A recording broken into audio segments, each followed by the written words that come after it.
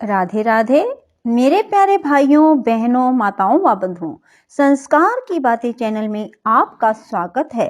बंधुओं, आज मैं आपके लिए लाई हूँ रवि प्रदोष व्रत कथा। प्रदोषो रजनी मुखम के अनुसार सायंकाल के बाद और रात्रि आने के पूर्व दोनों के बीच का जो समय है उसे प्रदोष कहते हैं। व्रत करने वाले को उसी समय भगवान शंकर का पूजन करना चाहिए। बंधुओं, प्रदोष व्रत करने वाले को त्रयोदशी के दिन भर भोजन नहीं करना चाहिए। शाम के समय जब सूर्यास्त में 3 घड़ी का समय शेष रह जाए तब स्नान आदि कर्मों से निवृत्त होकर श्वेत वस्त्र धारण करके इसके बाद संध्या वंदन करने के बाद शिव जी का पूजन करें। पूजा के स्थान को स्वच्छ जल से धोकर वहां मंडप बनाएं। 5 रंगों के पुष्पों से पद्म पुष्प की आकृति बनाकर कुशा का आसन बिछाएं। आसन पर पूर्व अभिमुख होकर बैठें। इसके बाद भगवान शंकर का ध्यान करें।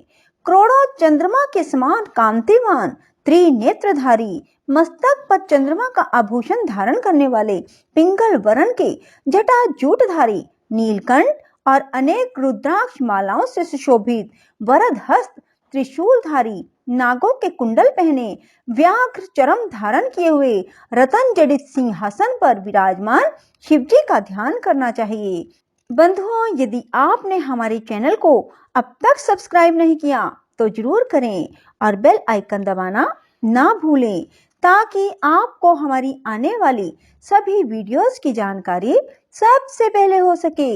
बंधुओं, वीडियो को पूरी सुनने के बाद कमेंट बॉक्स में जय शिव शंकर भोलेनाथ जरूर लिखें। बंधुओं, त्रयोदशी अर्थात प्रदोष व्रत करने वाले या प्रदोष व्रत की कथा सुनने वाले सभी मनुष्य सदा सुखी रहते हैं। त्रयोदशी का व्रत करने वाले या त्रयोदशी व्रत की कथा सुनने वालों के संपूर्ण पापों का नाश हो जाता है। प्रदोष व्रत के करने से विधवा स्त्रियों को अधर्म से ग्लानि होती है। सुहागन नारियों का सुहाग सदा अटल रहता है। बंदी कारागार से छूट जाता है। जो स्त्री पुरुष जिस कामना को लेकर इस व्रत को करते हैं उनकी सभी कामनाएं कैलाशपति शंकर जी पूरी करते हैं।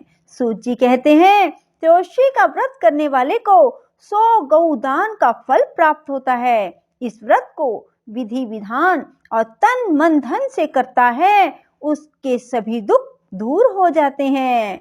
जो मनुष्य भी त्रयोदशी के व्रत करते हैं उन्हें 11 त्रयोदशी या पूरे साल की 26 त्रयोदशी का व्रत करना चाहिए। उसके बाद उद्यापन करना चाहिए। बंधुओं, जो प्रदोष व्रत रविवार के दिन आता है उसे रवि प्रदोष कहते हैं। रवि प्रदोष दीर्घ आयु और आरोग्यता के लिए भी माना जाता है। आयु वृद्धि आरोग्यता या चाहो संतान, शिव पूजन विधिवत करो, दुख हरे भगवान। एक समय सर्व प्राणियों के हितअर्थ परम पावन भागीरथी के तट पर ऋषि समाज द्वारा विशाल गोष्ठी का आयोजन किया गया।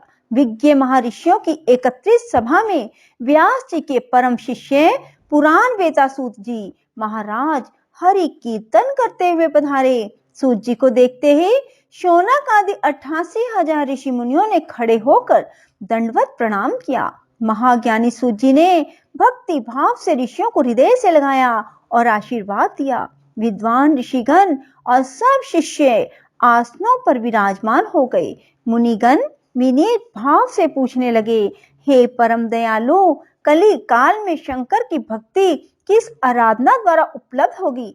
हम लोगों को बताने की कृपा करें, क्योंकि कलयुग के सर्व प्राणी पाप कर्म में रत होकर वेद शास्त्रों से विमुख रहेंगे। दीन जन अनेकों संकटों से ग्रस्त रहेंगे। हे मुनि श्रेष्ठ, कली काल में सत्कर्म की ओर किसी की रुचि न होगी। जब पुण्य क्षीण हो जाएंगे तो मनुष्य की बुद्धि असत कर्मों की ओर खुद ब खुद प्रेरित होगी, जिससे दुर्विचारी पुरुष वंश सहित समाप्त हो जाएंगे। इस अखिल भूमंडल पर जो मनुष्य ज्ञानी होकर ज्ञान की शिक्षा नहीं देता, उस पर परमपिता परमेश्वर कभी प्रसन्न नहीं होते। हे महामुने, ऐसा कौन सा उत्तम व्रत है जिससे मनवांछित फल की प्राप्ति होती है? आप कृपा कर बताइए। ऐसा सुनकर दयालु हृदय श्री सूत जी कहने लगे, हे श्रेष्ठ मुनियों, शौनक जी, आप धन्यवाद के पात्र हैं। आपके विचार सराहनीय और प्रशंसनीय हैं। आप वैष्णव अग्रगण्य हैं, क्योंकि आपके हृदय में सदा परहित की भावना रहती है। इसलिए हे शौनक आदि ऋषियों, सुनो, मैं उस व्रत को तुमसे कहता हूँ जिसके करने से सब पाप नष्ट हो जाते हैं। धन वृद्धि कारक, दुख विनाशक, सुख प्राप्त कराने वाला, संतान देने वाला, मनवांछित फल प्राप्ति कराने वाला यह व्रत तुमको सुनाता हूँ, जो किसी समय भगवान शंकर ने सती जी को सुनाया था। उनसे प्राप्त यह परम श्रेष्ठ उपदेश मेरे पूज्य गुरु जी ने मुझे सुनाया, जिसे आपको समय पाकर शुभ बेला में मैं सुना रहा हूँ। बोलो उमापति भगवान शंकर की जय हो। सूत जी कहने लगे, आयु वृद्धि, स्वास्थ्य लाभ और त्योशी का व्रत करें। इसकी विधि इस प्रकार है। प्रातः स्नान कर निराहार रहकर शिव जी के ध्यान में मगन हो जाओ। शिव मंदिर में जाकर शिव जी की पूजा करो। पूजा के बाद अर्ध पुंड त्रिपुंड का तिलक धारण करें। बिल्व पत्र चढ़ाएं। धूप दीप अक्षत से पूजा करें। ऋतु फल चढ़ाएं।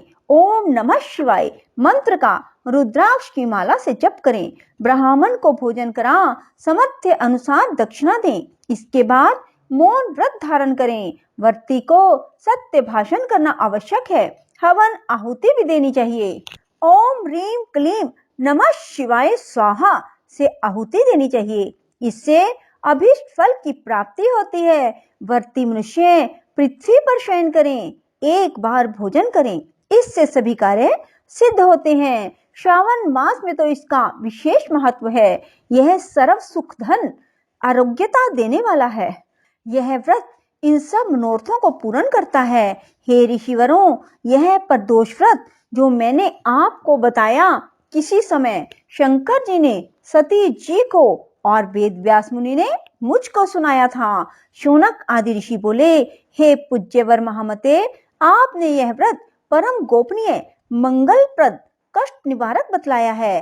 कृपया यह बताने का कष्ट करें कि यह व्रत किसने किया और उसे क्या फल प्राप्त हुआ। श्री सूत जी बोले, हे विचारवान ज्ञानियों, आप शिव के परम भगत हैं। आपकी भक्ति देखकर मैं व्रती पुरुषों की कथा कहता हूँ। एक गांव में अति दीन ब्राह्मण रहता था। उसकी साध्वी स्त्री प्रदोष व्रत किया करती थी। उसके घर एक ही पुत्र रतन था। एक समय की बात है, वह पुत्र गंगा स्नान के लिए गया। दुर्भाग्यवश मार्ग में चोरों ने उसे घेर लिया। कहने लगे, हम तुझे मारेंगे, नहीं तो तू अपने पिता का गुप्त धन बतला दे। बालक दीन भाव से कहने लगा, हे बंधुओं, हम अत्यंत दुखी दीन हैं, हमारे पास धन कहाँ है। चोर फिर कहने लगे, तेरे पास पोटली में क्या बंधा है। बालक ने निसंकोच उत्तर दिया, मेरी माता ने मुझे रोटी बनाकर बांध दी है। दूसरा चोर बोला, भाई यह तो अति दीन दुखी हृदय है, इसे छोड़िए। बालक इतनी बात सुनकर वहां से प्रस्थान करने लगा और एक नगर में पहुंचा। नगर के पास एक बरगद का पेड़ था। बालक थक कर वहां बैठ गया और वृक्ष की छाया में सो गया। उस नगर के सिपाही चोरों की खोज कर रहे थे। खोज करते करते उस बालक के पास आ गए। सिपाही बालक को भी चोर समझकर राजा के समीप ले गए। राजा ने उसे कारावास की आज्ञा दे दी। उधर बालक की माँ भगवान शंकर जी का प्रदोष व्रत कर रही थी। उसी रात्रि राजा को स्वप्न हुआ, यह बालक चोर नहीं है, प्रातः काल ही इसे छोड़ दो, नहीं तो आपका राज्य वैभव सब शीघ्र नष्ट हो जाएगा। रात्रि समाप्त होने पर राजा ने उस बालक से सारा वृतांत पूछा। बालक ने सारा वृतांत कह सुनाया। वृतांत सुनकर राजा ने सिपाही भेजकर बालक के माता पिता को पकड़वा कर बुला लिया। राजा ने उन्हें जब भयभीत देखा तो कहा, तुम भय मत करो, तुम्हारा बालक निर्दोष है। हम तुम्हारी दरिद्रता देखकर 5 गांव दान में देते हैं। शिव जी की दया से ब्राह्मण परिवार अब आनंद से रहने लगा। इस प्रकार जो कोई भी इस व्रत को करता है उसे आनंद प्राप्त होता है। बोलो शिव शंकर भोलेनाथ की जय हो। राधे राधे। जय श्री कृष्णा। बंधुओं, यदि आपको हमारी वीडियो पसंद आए तो इसे लाइक करें और शेयर भी जरूर करें। धन्यवाद।